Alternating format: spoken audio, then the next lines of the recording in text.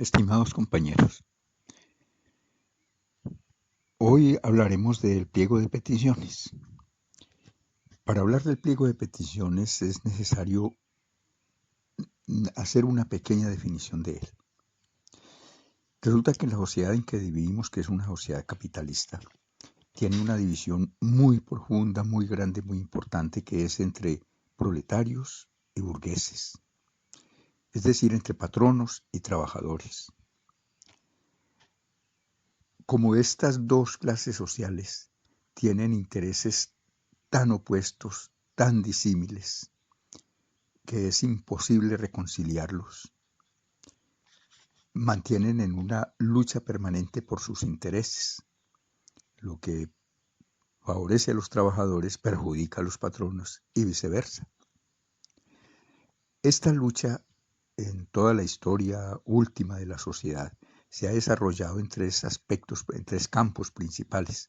Uno, el de la lucha de resistencia, es decir, los trabajadores se ven obligados a luchar por mejores condiciones de salario y de vida y de subsistencia y de trabajo, porque o si no los patronos llevan a los trabajadores hasta condiciones extremas de hambre, de miseria, de necesidades, e incluso los pueden llevar a la degeneración física y convertirlos en simples esclavos. Esta lucha de resistencia a los capitalistas, a los patronos, es lo que llamamos lucha sindical. Tiene ya una larga historia, tiene mucha experiencia y aunque los patronos odien y hablen mal de los sindicatos, para los trabajadores son un arma de lucha y un campo especial de su batalla por su subsistencia y por el mejoramiento de sus condiciones de vida. Pero también los trabajadores han luchado en contra de los patronos en el campo político, es decir, tratando de enfrentar los partidos políticos de la burguesía con su propio partido. Aunque hoy no es el tema principal de conversación, hay que meditar también sobre esto. Los trabajadores necesitamos nuestro propio partido si queremos competir y luchar contra los patronos en el asunto del poder del Estado. Y también en el terreno ideológico.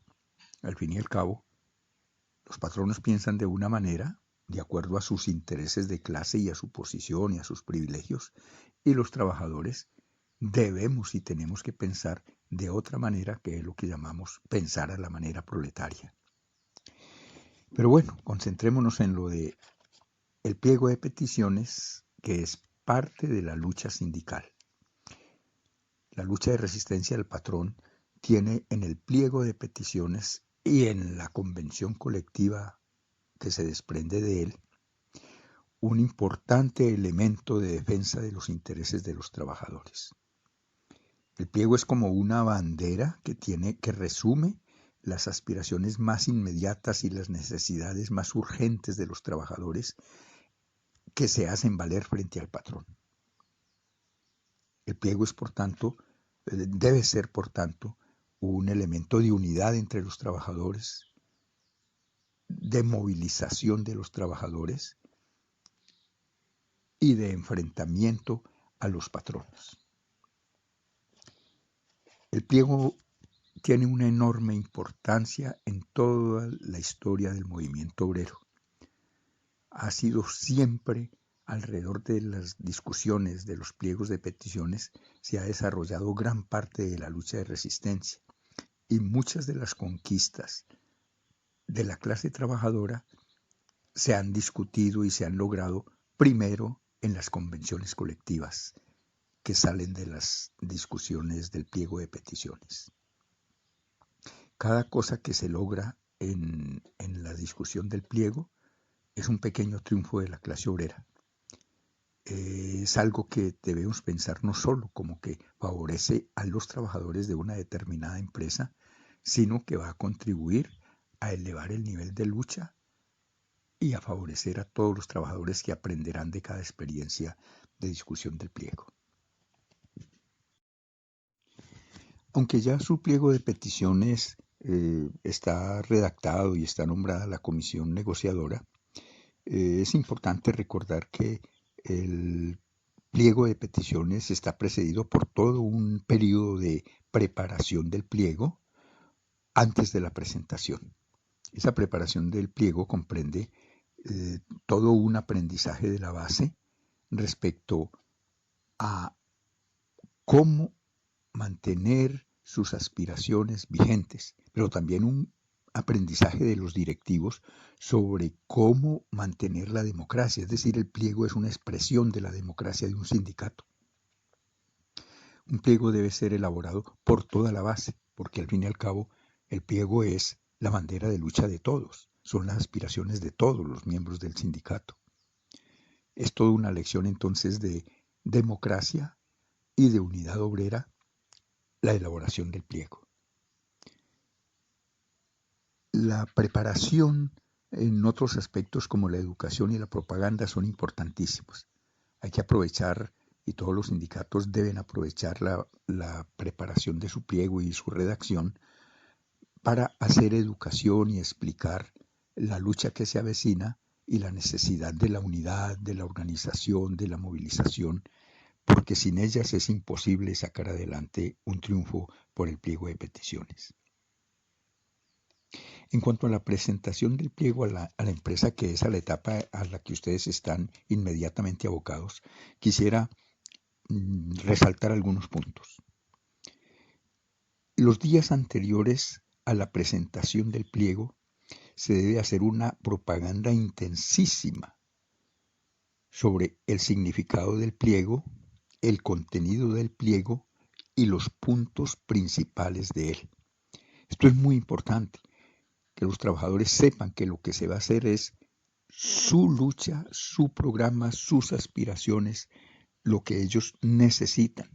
De ahí que entonces hacer una propaganda intensa en los días que quedan antes de la presentación es muy importante.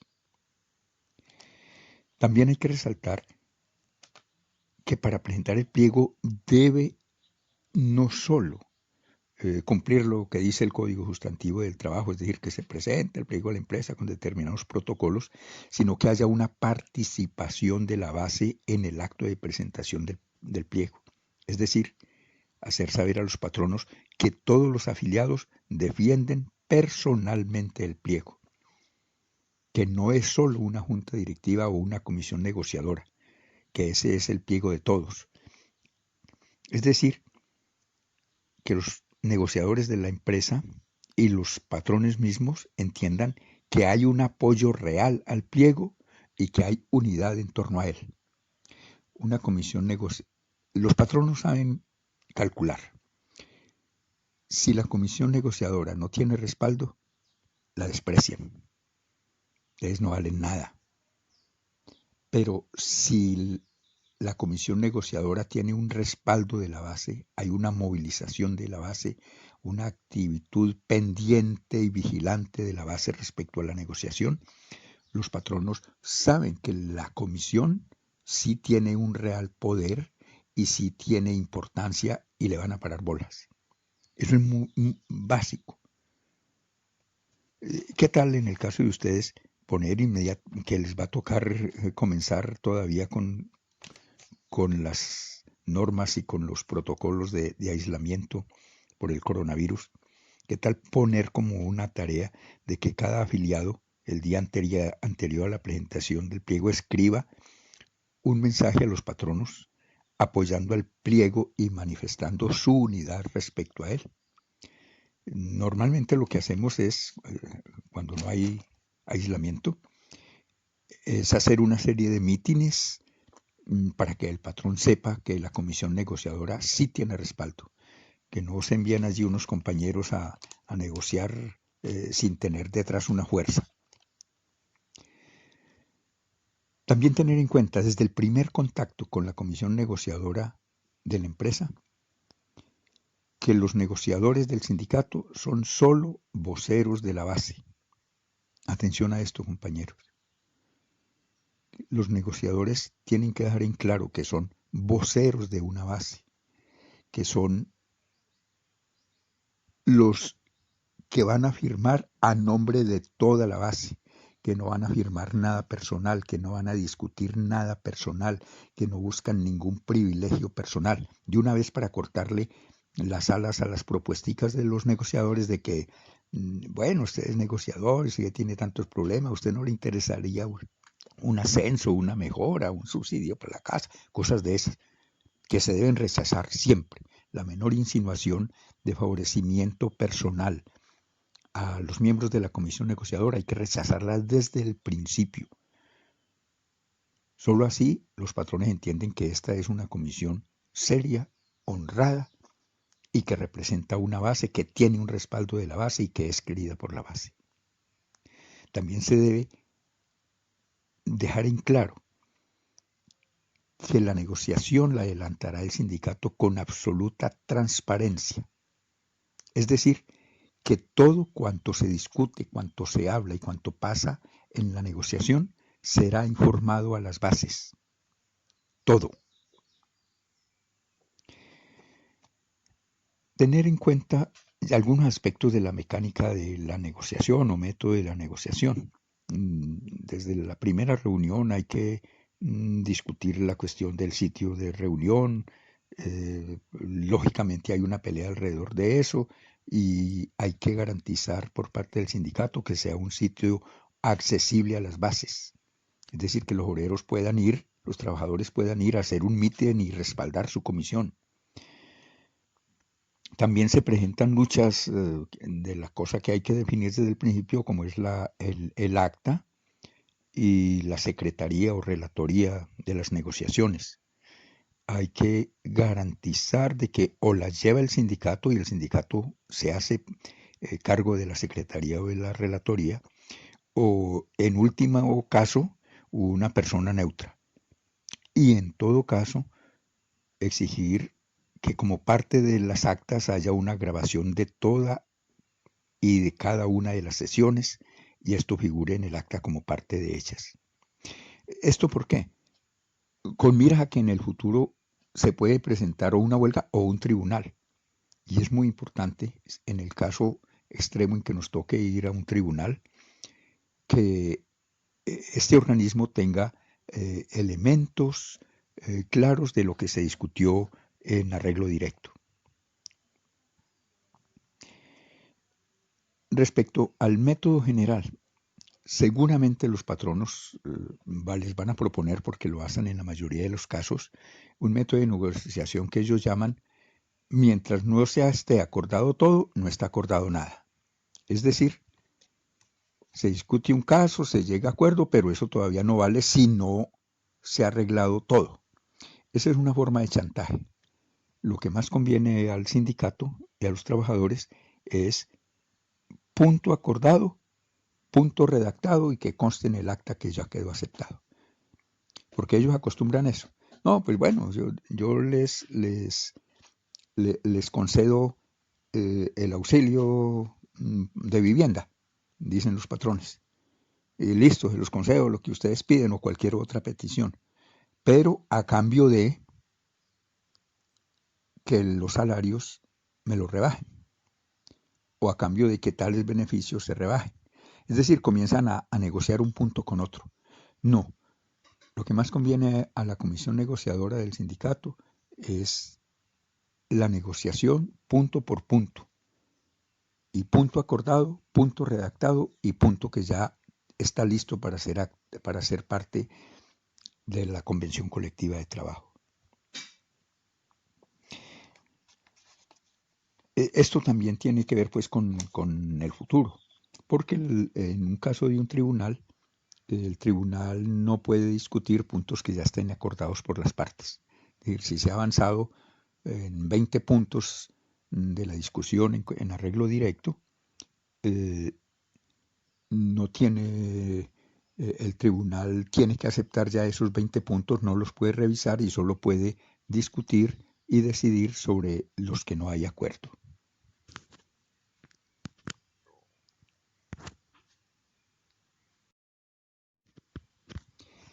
Durante el periodo de negociación quisiera hacerles algunas recomendaciones, estimados compañeros. El periodo de negociación normalmente son lo que dice pues, el artículo 434 del Código Sustantivo de Trabajo, de 20 días más 20 días prorrogables. Es decir, hay que contar con 40 días. Durante estos 40 días, en primer lugar, la comisión debe tener un comportamiento especial, sobre todo respecto a su unidad.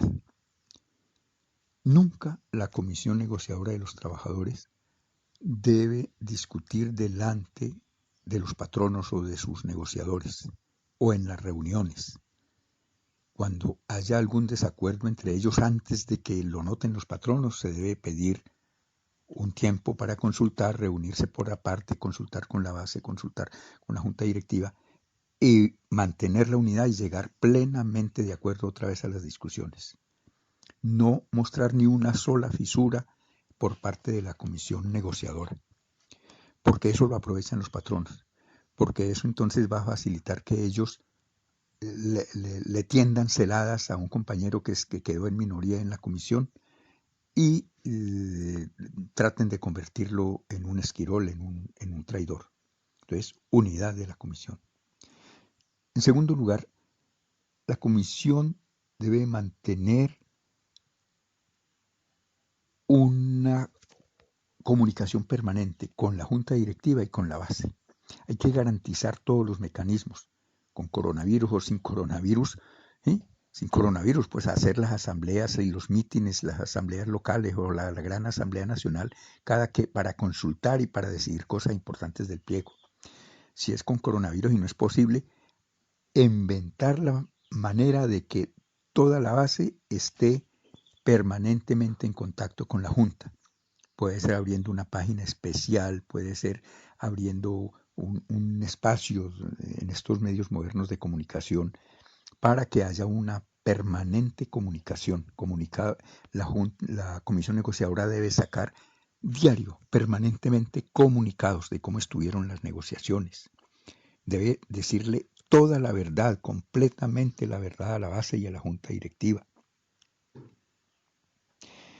Es decir, garantizar que los negociadores tengan acceso a la base y a la junta y que la base tenga acceso a los negociadores. Entonces, tener previstas las asambleas informativas, los mítines, los plantones para hacer este trabajo. Durante la negociación hay que aumentar el apoyo al pliego. Uno arranca una negociación con un determinado grado de unidad, de organización y de apoyo al pliego tanto de los trabajadores como de la opinión pública. A veces se arranca de muy poquito. A veces los compañeros de la comisión negociadora dicen vamos a comenzar esta negociación y estamos solos. Pero no hay que resignarse a esa situación. Siempre es posible que en el transcurso de la negociación y si los compañeros se saben comportar como verdaderos negociadores y voceros de los trabajadores para ganar el apoyo de su base, si se comunican permanentemente, si hacen propaganda, si dan conferencias, sí, van a ir ganando. Y si se utilizan hábilmente los medios de comunicación, se puede ir ganando también apoyo de la opinión pública hacia los trabajadores y hacia su pliego de peticiones. Aquí entonces es clave la propaganda. Lo otro es, durante toda la negociación, hay que movilizar la base. No hay que pensar que durante la negociación solo existe la comisión negociadora. No, sigue existiendo la junta directiva, sigue existiendo las comisiones de reclamos, siguen existiendo las diversas instituciones que tenga el sindicato y deben movilizarse siempre, deben trabajar más intensamente que nunca y no que todo se reduzca a lo que hablan bien o mal los compañeros de la comisión negociadora. Yo diría que hay que hacer una movilización permanente de la base durante los 40 días. Diario debe haber mítines presenciales o, si es del caso, hasta virtuales. Debe haber muchas actividades especiales, incluso cursos de educación durante los 40 días. Esto es muy importante para que la empresa entienda que está tratando con un sindicato vivo, con unos trabajadores que se interesan por su pliego y que mantienen una actitud combativa de respaldo y que no se van a conformar con menos que una buena convención colectiva de trabajo.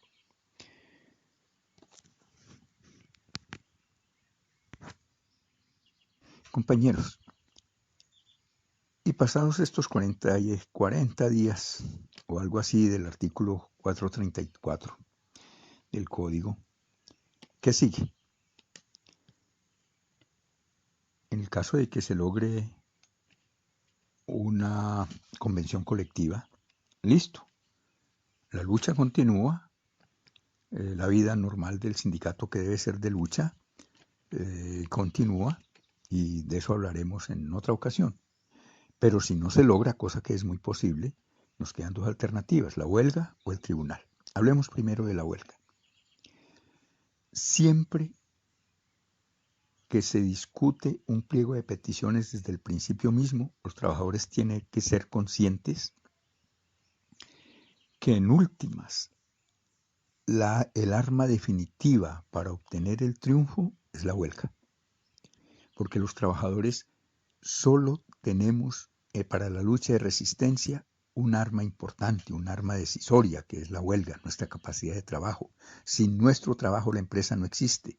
Sin nuestro trabajo las ganancias de los patronos no existen. Por eso lo que tenemos en nuestras manos, nuestro trabajo, está a la vez nuestra arma. Es decir, el derecho que tenemos a decir, no trabajo en esas condiciones que quiere imponerme el patrón. Y el pliego son las condiciones que nosotros exigimos para trabajar.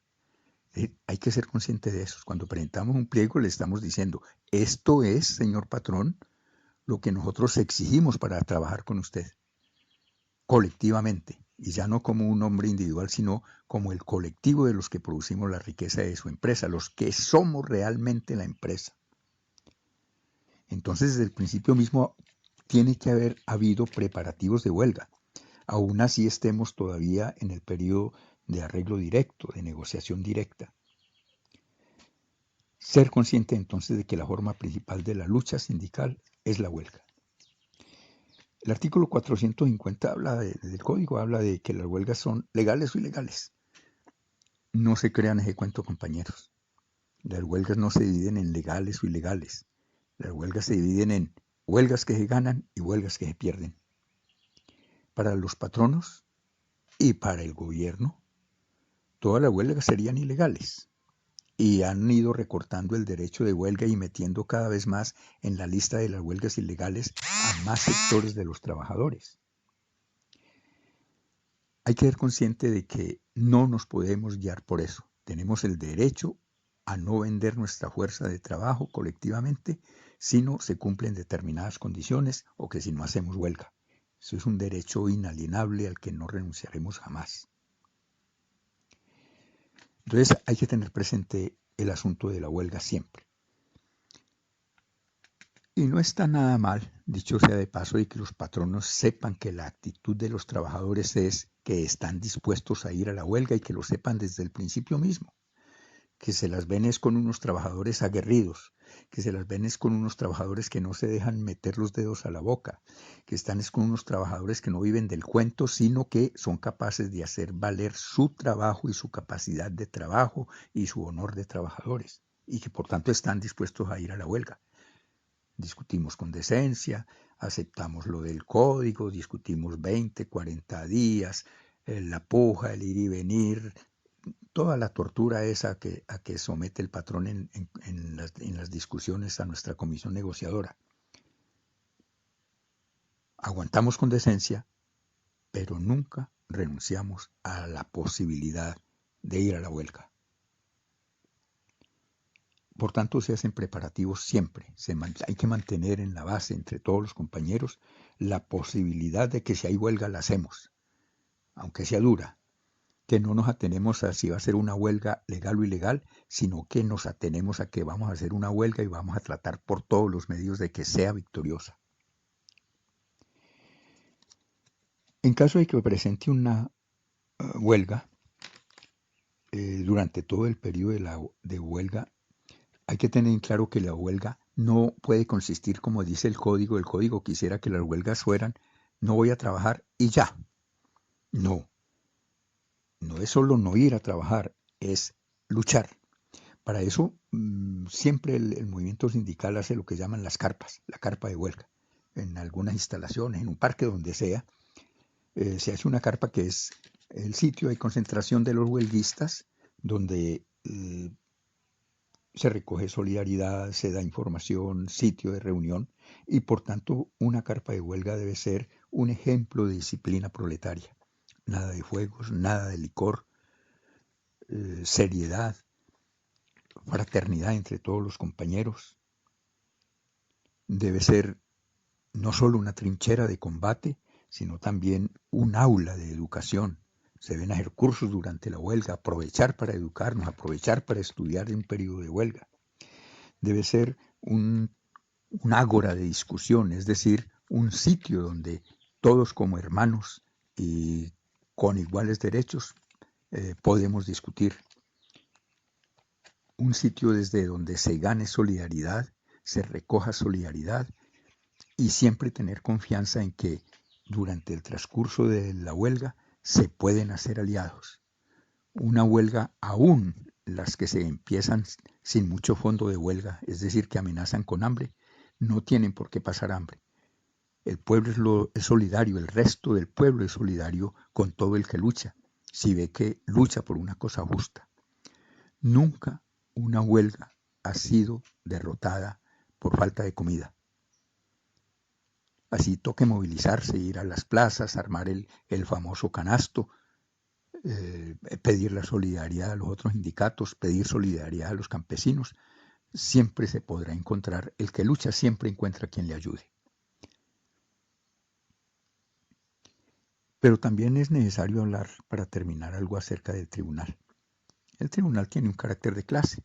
Es una limitación que le puso el Código Sustantivo del Trabajo en los artículos 444 y 452 al derecho de huelga, que dice la Constitución que está garantizado. Carreta. Ellos le ponen por ley, por código, una limitación, un poco de limitaciones. ¿Y por qué es una limitación? Porque a veces tratan de obligar a los trabajadores a que lo acepten. Y todos sabemos, un tribunal de arbitramiento son 2 contra 1 siempre, porque es un representante del patrón, un representante del gobierno y un representante de los trabajadores. Y en todos los casos, y más en el de ustedes, el gobierno y el patrón son una sola cosa. Olivos y aceitunos, todos son unos. O sea que siempre vamos a estar en desventaja en los tribunales de arbitramiento. Por eso siempre preferimos la huelga al tribunal.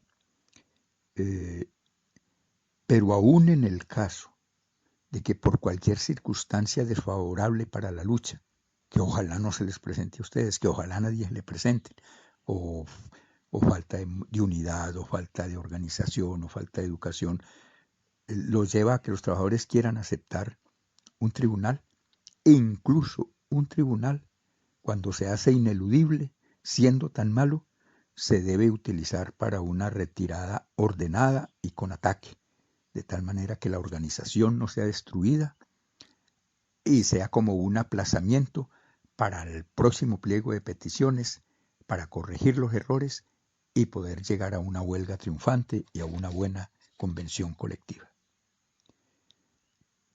Hasta luego, compañeros, les deseo muchos éxitos y ánimo adelante con la lucha.